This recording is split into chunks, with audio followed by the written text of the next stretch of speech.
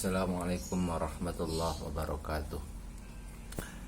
Di masa pandemi ini yang belum berakhir dan juga mengawali tahun 2021, Bang Salim akan sedikit berbagi bagaimana tahun 2021 ini paling tidak ada perubahan cara berpikir kita tentang menyikapi pandemi ini. Bang Salim akan membacakan ayat. Mudah-mudahan ayat ini akan menjadi satu solusi dalam menyikapi masalah-masalah, khususnya masalah pandemi ini. A'udzubillahi minasyaitonirrajim. Bismillahirrahmanirrahim. وَلَنَبْلُوَنَّكُمْ بِشَيْءٍ مِّنَ الْخَوْفِ وَالْجُوعِ وَنَقْصٍ مِّنَ الْأَمْوَالِ وَالْأَنفُسِ وَالثَّمَرَاتِ وَبَشِّرِ الصَّابِرِينَ الَّذِينَ إِذَا أَصَابَتْهُم مُّصِيبَةٌ قَالُوا إِنَّا لِلَّهِ وَإِنَّا إِلَيْهِ رَاجِعُونَ Ulaika alaihim salawatum mir rabbihim wa ulaika humul muhtadun.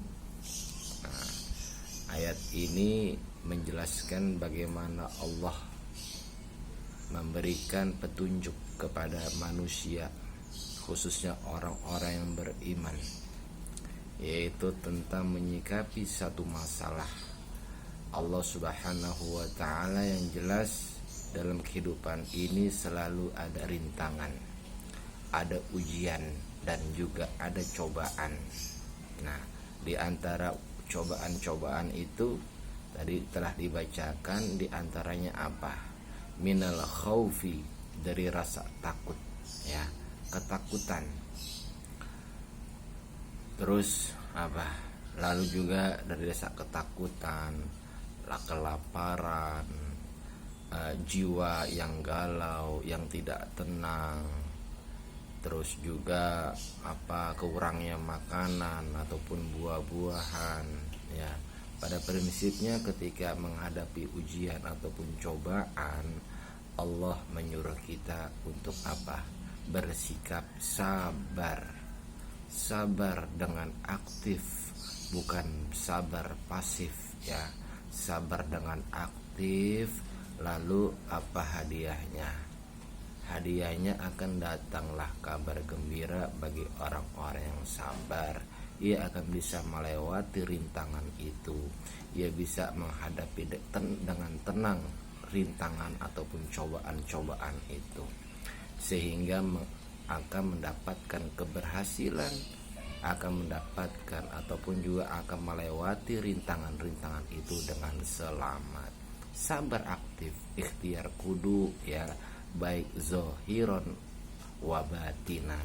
Iya, itu paling tidak itu di tahun 2021 ini ya, ada cara pandang yang berubah ataupun dalam menyikapi cobaan-cobaan hidup, khususnya di masa pandemi ini yang memang serba sulit, ya.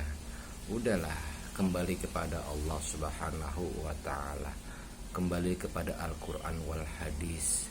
Sepandai-pandainya profesor, sepandai-pandainya dokter ataupun doktor, sepandai-pandainya orang peneliti ataupun dengan eksistensinya mereka yang mengaku mereka pintar, pandai dengan segala-galanya, pandai dengan profesinya, akuilah diri kita ini adalah manusia yang bodoh, manusia yang banyak kekurangannya. Tidak ada yang lebih berkuasa melainkan Allah Subhanahu wa ta'ala. Kubur dalam eksistensi kita sebagai manusia. Jangan merasa diri kita pandai, mentang-mentang kita profesor, mentang-mentang kita dokter ataupun doktor, mentang-mentang kita bergerak di bidang sains sehingga kita lupa akan diri kita. Tidak ada yang lebih pandai, tidak ada yang lebih berkuasa melainkan Allah Subhanahu wa ta'ala, ya. Ketika kita mengakui dalam sholat Allahu Akbar, Allah Maha Besar, di situ kita telah mengakui bahwasanya Allah lah yang Maha Besar, Allah yang paling besar, tidak ada yang besar kecuali Allah. Udah harus mengakui itu. Jadi ketika kita sudah sholat, nggak usah lagi takut selain kepada Allah, ya. Nggak usah takut sama corona, nggak usah takut sama virus. Kan kita sudah ikrar, sudah baca Allahu Akbar, sudah mengakui Allah Maha Besar. Kenapa harus masih takut lagi? Udahlah, nggak usah pakai jaga jarakan ketika lagi sholat, ya. Kalau di luar mah nggak jadi masalah, ya. Karena ini dalam sholat udah rapatkan barisannya lagi. Kita sudah baca inna sholati wa nusuki wa mahyaya wa mamati lillahi rabbil alamin, Allahu Akbar. Tuh, kan kita sudah mengakui, sudah mengikrar Allah yang paling besar. Ya udah, ya. Jadi cara pandang kita kudu berubah, ya.